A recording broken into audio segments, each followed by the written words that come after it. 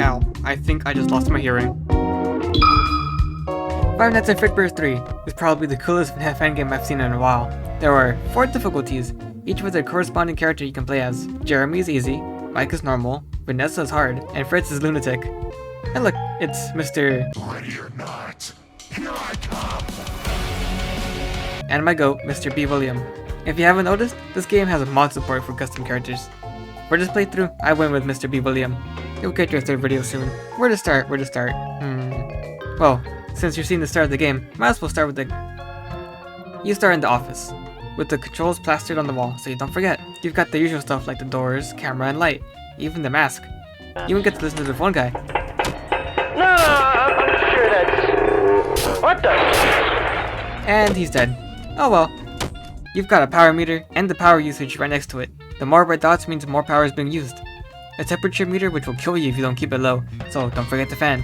The time and night, and finally your amount of tokens. What did the tokens do exactly? Well, you can use them to buy items from Mendo's shop. Each item will help you one way or another. I won't explain them all, but I will talk about the battery pack, which restores 10% power, the laser doors, which act like closed doors for a while, and don't drain power, and the death coin, which allows you to get rid of one animatronic for the rest of the night. I abused the hell out of that item. How do you earn tokens? There's a few ways, main ones being blocking an animatronic, or just straight up playing the games.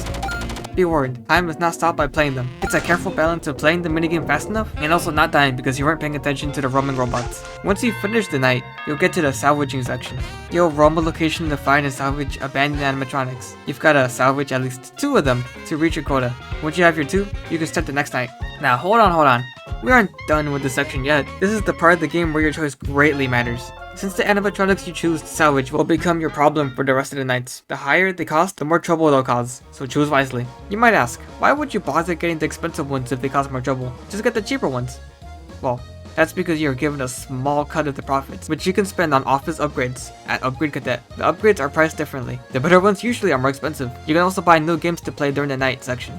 In the end, it's all up to you. Continue this for 4 more nights, and that's an added 8 new threats you gotta fend off. There's one more thing during the salvage section. If you choose to get Springtrap, he won't count towards the quota. So, you can still get 2 other guys. Why do this? Well, other than adding an extra challenge and earning some extra cash to spend, you can get one of the 4 endings this way. For this run I did, I aimed for the evil ending.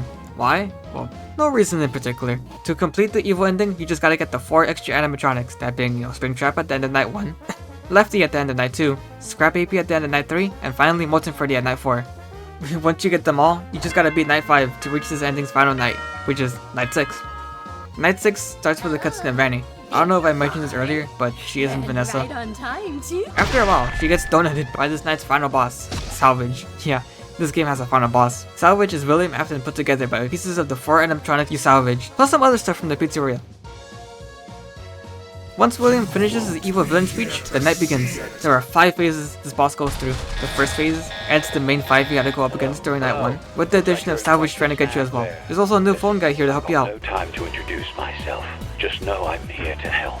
Wonder who he is. Salvage will try to enter your office from your doors. This is a good thing, since you can slam the doors on him to lower his HP until he enters phase 2. Once phase 2 begins, BB and the 2 others you salvage will join the night. Not only that, every now and then Salvage will attack the breakers to heal himself.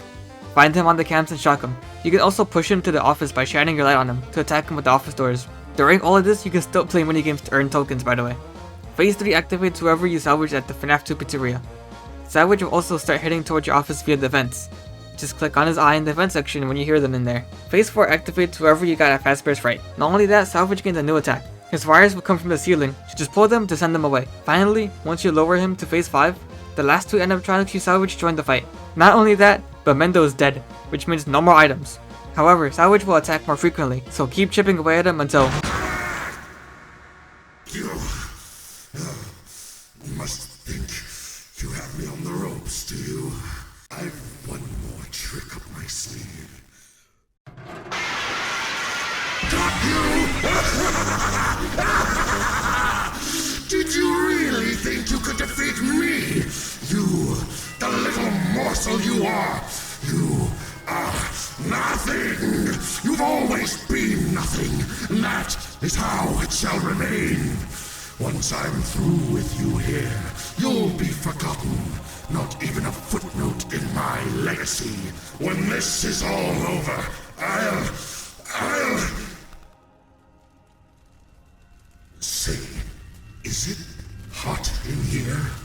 is it just me?